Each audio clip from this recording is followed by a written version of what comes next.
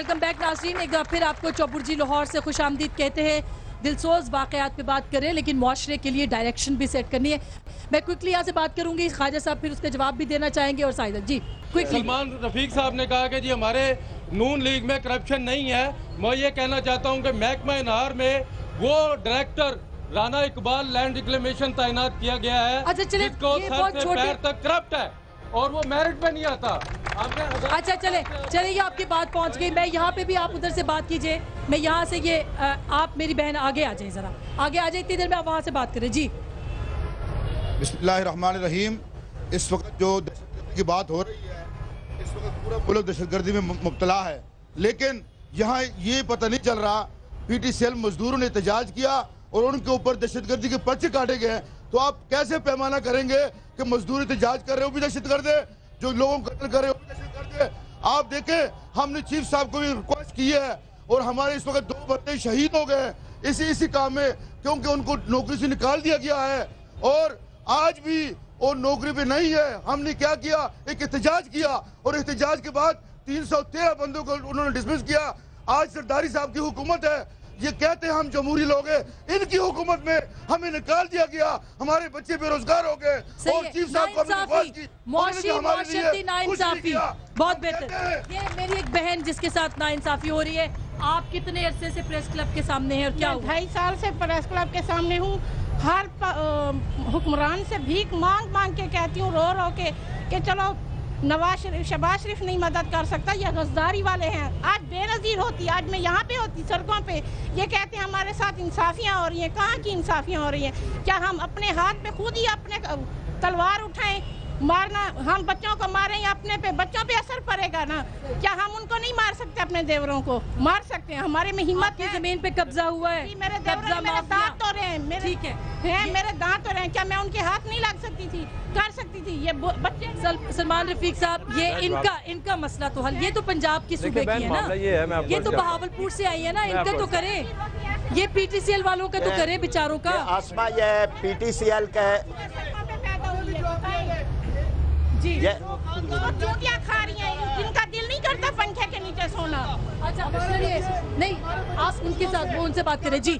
मैं सलमान रफीक साहब, आप जवाब दें इसका पहले, फिर उसके बाद पहला जो बैरूनी असासों की बात हुई थी, ठीक, वो इनका वैलिड सवाल था। अगर तो वो असासे डिक्लेयर्ड हैं तो वो कानूनी है, अगर वो डिक्लेयर नहीं है तो देखिए जब माशी इंसाफ नहीं मिलेगा, सलमान रफीक साहब, माशी इंसाफ नहीं मिलेगा तो इंतहा पसंदी है जी। अच्छा, अब बात यह है कि मैं फराचा साहब ने सही कहा है कि किसी की ज़ात के दिफा करना या अपनी क़यादत की पॉलिटिकली तो मैं उनका दिफा कर सकता हूँ, उनकी जो बिजनेस है उसका बेहतर दिफा वो खुद ही उनका बेहतरीन वकील कर सकता है। मैं उनका पॉलिटिकल एक्टिविस्ट हूँ, मैं उनका इनकम टैक्स का वकील नहीं हूँ, लेकिन फिर भी मैं कहता हूँ अगर असासे उनके डिक्लेयर्ड हैं तो इलीगल हैं, अगर डिक्लेयर्ड नहीं है तो इलीगल है, ठीक है। और अगर ऐसी कोई बात होती है तो 9 साल वो निकलाते। अब जो आपने बहन की बात की है ना, मेरी बहन, हमें इस तरह के रोज़ प्रॉब्लम्स फेस हम करते हैं अपने हल्कों में जब बैठते हैं। मसला ये है कि जो इन्होंने बात की ना एक डायरेक्टर की, इस मुल्क में महकमे करप्ट हैं, नहीं मिलते ईमानदार लोग, ये हम मानने के तैयार नहीं है। चंद ईमानदार लोग हैं, क्लर्क से लेकर सेक्रेटरी तक ज्यादा लोग करप्ट हैं। ना सड़क की कमीशन छोड़ते हैं, ना गली की कमीशन छोड़ते हैं, ना थानेदार सीधी तरह बात करता है। क्या करें मुझे बताएं आप? अवाम भी जिम्मेदार है। मैं टॉपिक से थोड़ी सी, मुझे लगता है बेचारी तो बेज़ुबान है, अवाम के तो हाथ में कुछ नहीं है। कि सालिक से भी बात करनी है और इम्तियाज साहब जी, आप बैठ जाए, सारे बैठ जाए भाई जी, सारे नहीं कह रहा, ज्यादातर कहे हैं जी, बोलिए टाइम बहुत कम है। सलमान भाई से आप बैठ जाए ना भाई, इनको बिठाएं इनको जी। मेरा सलमान भाई से मेरा ये सवाल है कि अगर आपको इल्म है कि फलां ऑफिसर करप्ट है, हमारे पास पूरे सबूत हैं। डायरेक्टर लैंड रिक्लेमेशन जो पाँव से लेकर सर तक नंगा है, और डायरेक्टर लैंड रिक्लेमेशन महकमा हार जी, ठीक है, करप्शन के सारे सबूत हमारे पास मौजूद हैं। ओके, आप मेरी सुन करता हूं, हो गई आपकी बात, हो गई सबूत सारे मेरे हवाले करें। मुझे बताओ, मैं जो नहर के सेक्रेटरी है ना, टाइम कम हो गया, मैं टॉपिक पे बात करी, सबूत देना आपका काम। अच्छा, एक बात करना चाहती हूँ कि जमहूरी दौर में मजदूरों का माशी कत्ल नहीं होना चाहिए, ठीक है। मैं federal labour minister Khurshid Sahida, मैं आपके पास आ रही करूंगी, असल टॉपिक वालों का मसला। आप बताओ कि ये यहाँ पे भी एक सवाल आपसे भी किया गया होगा, आपने सुना होगा, इंसाफ के लिए आप क्या कर सकते हो? क्या करोगे आप? इंसाफ ना मिला तो क्या करोगे? इंसाफ के लिए मैं अपने आखिरी हद तक जाऊंगा, जहां तक मुझे जाना पड़ेगा। और अभी इससे पहले किसी एक साहब ने वहाँ पे मुझसे उन्होंने ये बात की कि रेमन डेविस ने भी शहर में लाहौर की सड़कों पे 2 निहत्ते पाकिस्तानियों को शहीद किया था। जहाँ तक दियत लेने की बात है, अफसोस की बात है कि वो तो एक गैर मुल्की था, उसने पाकिस्तानियों को मारा, अचंभे की बात नहीं, लेकिन मेरे भाई को मारने वाले तो हमारे मुल्क के ही मुहाफिज थे। वो हमारे शहर के सड़कों पे हमारे शहर के लोगों की रखवाली करने के लिए उनको तैनात किया गया, उनको सैलरी इसी चीज़ की दी जाती थी। उन्होंने मेरे भाई को जो शहीद किया। जहाँ तक दियत लेने की बात की जाती है तो मैं कभी इस बर्बरियत के वाक़े को देखते हुए कभी हो नहीं सकता। हम रूखी सूखी खा लेंगे, भूखे मर जाएंगे, लेकिन इससे कभी दियत नहीं लेंगे, ये मेरा आपसे वादा है। क्यों? मेरे भाई का खून इतना अर्जा नहीं है, इतना खून नाहक जो बहा है वो इतना अर्जा नहीं जाएगा। हमारी दुआएं आपके साथ हैं, हमारी सारी दुआएं आपके साथ है। खुदा करे आपको कामयाबी मिले और पाकिस्तान सुरखरू हो। पराचा साहब, मैं इम्तियाज साहब, पराचा साहब, ये पाकिस्तान का सवाल है।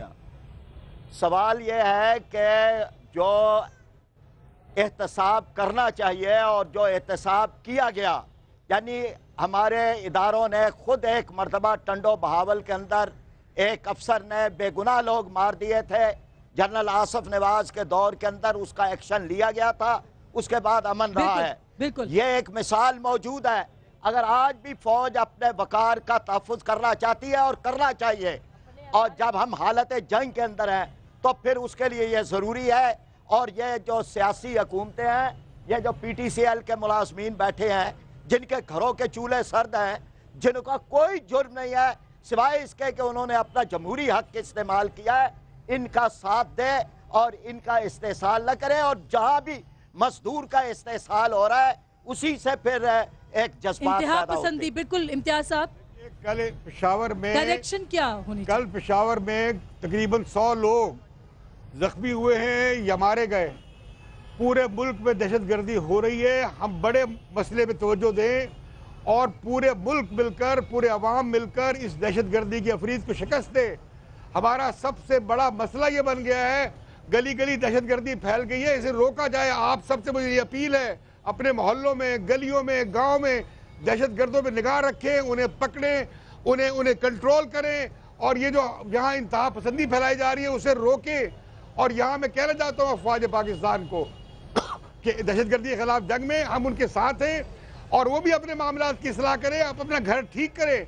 और ये इस तरह की कार्रवाइयाँ होती हैं और ऐसे अफसरों को या सिपाहियों को सजा देनी चाहिए।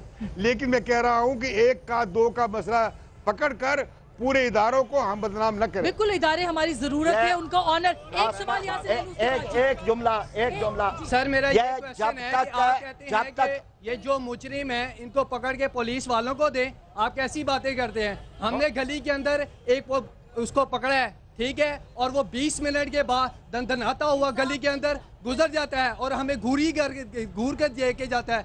हम उसको पुलिस वालों के ऊपर क्या एतमाद करें? वो कल को आके हमारे घर के आके फायर मार के। पूरे सिस्टम का ये मामली अलमी है। बैठो भाई, ये इस पूरे सिस्टम का अलमी है ये। लेकिन इदारों पे एतमाद बढ़ाना कैसे है? आप इदारों के एतमाद की बात करें, बढ़ाना कैसे? बहाल नहीं होगा जब तक के आप अलामतें नहीं बनाई जाएंगी। जो जिम्मेदार है गैर जिम्मेदारी के, नेग्लिजेंस के, कोताही के, उन्हें सजा दी जाए, उनके खिलाफ कार्रवाई हो। पहली बात यह है कि पहली बात मुमकिन है कि कार्रवाई हो, ये मुमकिन है। पहले देखेंगे दहशतगर्दी है क्या, जो पूरा काट रही है पाकिस्तान की कौम। आप देखें ना, जो लोग को फांसी लगवा के आपने यहाँ पे दहशतगर्दी और इंतहा पसंदी को जन्म दिया। पहले भाई था हमारे, इसका खात्मा चाहिए हमें।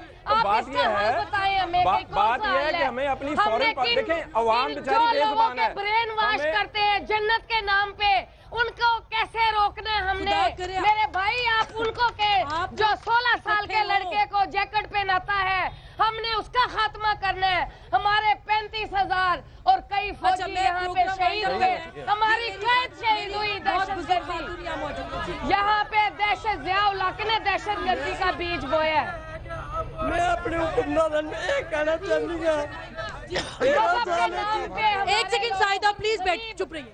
13 साल हो गए सानू मुकदमे पिया, 2 बच्चे मेरे सकी ने उम्र कैद करा दिते ने, 100 इस्लामाबाद 4 कनाल का घर है कब्जा कर ली है। प्लीज ये नाइंसाफी मुआशी नाइंसाफी, मुआशरती नाइंसाफी। पराग साहब, मेरे पास तो लफ्ज़ नहीं है, मेरा प्रोग्राम भी वाइंड अप करना है।